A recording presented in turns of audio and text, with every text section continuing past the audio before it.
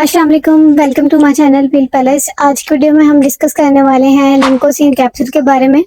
लिंकोसिन capsule की form में भी, इंजेक्शन की फॉर्म में और सिरप की फॉर्म में अवेलेबल होता है, लेकिन आज हम बात करेंगे लिंकोसिन कैप्सूल के बारे में। ब्रांड नेम है लिंकोसिन और फाइजर फार्मा बना रही है। अच्छे डिजाइन बनाते हैं, मल्टीनेशनल फार्मा है।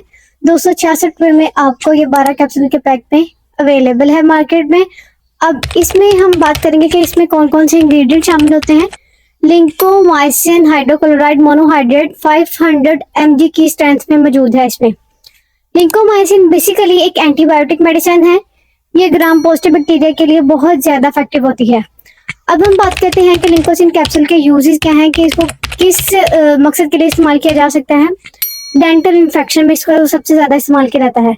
जिस कंडीशन में इसका सबसे ज्यादा यूज किया जाता है उस पर सबसे पहले नंबर पर है कि इसको डेंटल इन्फेक्शन, यानी कि अगर आपके दांत में, दाढ़ में या मसूड़े का कोई भी इन्फेक्शन हो, रेशा बन जाता है या पस पड़ जाती है या वैसे कोई दांत का इन्फेक्शन हो जाता है, तो उसको ट्रीट करने के लिए ये कैप्सूल यानी कि लिंकोसिन कैप्सूल का इस्तेमाल करवाया जाता है। अगर आपकी कोई भी डेंटल सर्जरी हो और उसके बाद इन्फेक्शन से बचाना मकसद हो, तो उस कंडीशन में भी लिंकोसिन कैप्सूल का इस्तेमाल किया जा सकता है।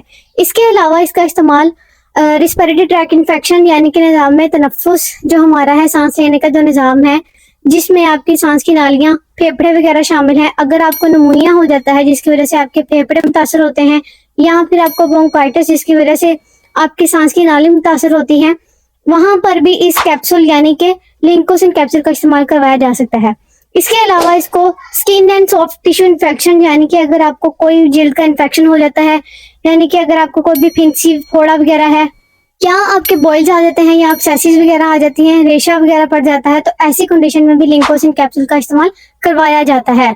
अगर आपको कोई जख्म हो गया हो या जख्म खराब हो गया हो या जख्म जो है उसको इन्फेक्शन से बचाना मकसद हो, तो वहां पर भी इस कैप्सूल का इस्तेमाल करवाया जा सकता है। इसके अलावा इसको बोन्स एंड टिश्यू इन्फेक्शन, यानी कि आपको हड्डी का या जोड़ में कोई इन्फेक्शन हो जाता है, तो उसको ट्रीट करने के लिए भी लिंकोसिन कैप्सूल का इस्तेमाल करवाया जाता है। इसके अलावा इसको सेप्टिसीमिया, यानी कि जिसमें आपके ब्लड में स्फीयर इन्फेक्शन हो जाता है, तो उसको भी ट्रीट करने के लिए लिंकोसिन कैप्सूल का इस्तेमाल करवाया जा सकता है। इसके अलावा भी कुछ ऐसी कंडीशंस हैं जिनमें इसका इस्तेमाल करवाया जाता है, लेकिन जो मेन यूजेस थे वो हम डिस्कस कर चुके हैं कि लिंकोसिन कैप्सूल का इस्तेमाल करने से आपको क्या साइड इफेक्ट्स हो सकते हैं, कि आपको क्या नुकसान हो सकते हैं। सबसे पहले आपको डायरिया हो सकता है, यानी कि लूज मोशन हो सकती है। उसके अलावा आपको नोजिया एंड वॉमिटिंग, उल्टी या मतली की कैफियत महसूस हो सकती है, और आपके मैदे में पेन यानी कि स्टमक पेन हो सकती है आपको, और जिसम पर कोई भी रैश या एलर्जी हो सकती है। अगर आपको स्वेयर एलर्जिक रिएक्शन होना स्टार्ट हो जाए, तो या दाढ़ वगैरह जो है गलना सड़ना स्टार्ट हो जाए, तो ऐसी कंडीशन में आपने इसका इस्तेमाल दोबारा नहीं करना। हो सकता है कि आपको इससे एलर्जी हो। हम बात करते हैं कि इस कैप्सूल यानी कि लिंकोसिन कैप्सूल को इस्तेमाल करने का तरीका क्या है। 12 साल से कम उम्र बच्चे, जिगर और गुर्दों के मरीज बगैर डॉक्टर के मशवरे से कभी भी इस कैप्सूल का इस्तेमाल नहीं करेंगे, और प्रेग्नेंट फीमेल्स भी बगैर डॉक्टर के मशवरे से इसका इस्तेमाल नहीं करेंगी। डोज का तयन आपके डॉक्टर ने करना होता है, क्योंकि ये एंटीबायोटिक है, तो डिपेंड करता है कि आपकी कंडीशन क्या है, आपकी एज या आपका बॉडी वेट क्या है, और किन किन कंडीशन को ट्रीट करने के लिए इसका इस्तेमाल किया जा सकता है। मुख्तलिफ डिजीज या इन्फेक्शन में इसकी डोज भी मुख्तलिफ हो सकती है, और इसका खाने का दुरानिया भी मुख्तलिफ हो सकता है।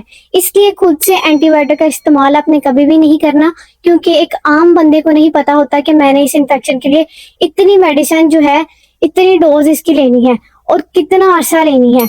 इसलिए बाज़ औक़ात इसके गलत इस्तेमाल के साथ एक तो ड्रग रेजिस्टेंस हो जाती है, और दूसरा जो ट्रीटमेंट करने में आइंदा मजीद मुश्किलात का सामना होता है। इसलिए बगैर डॉक्टर के मशवरे से आपने इसका इस्तेमाल नहीं करना। खाने से पहले या बाद में भी इसका इस्तेमाल किया जा सकता है। ये सारी डिटेल जो थी हमने लिंकोमाइसिन के रिलेटेड डिस्कस कर ली है। अगर आपको ये वीडियो अच्छी लगी है तो प्लीज लाइक करें, शेयर करें, और मजीद इंफॉर्मेशन के लिए हमारे चैनल पिल पैलेस को सब्सक्राइब करें और बेल के आइकन पर लाजमी प्रेस कर दें, ताकि नई आने वाली वीडियो आप तक पहुंच सके। शुक्रिया।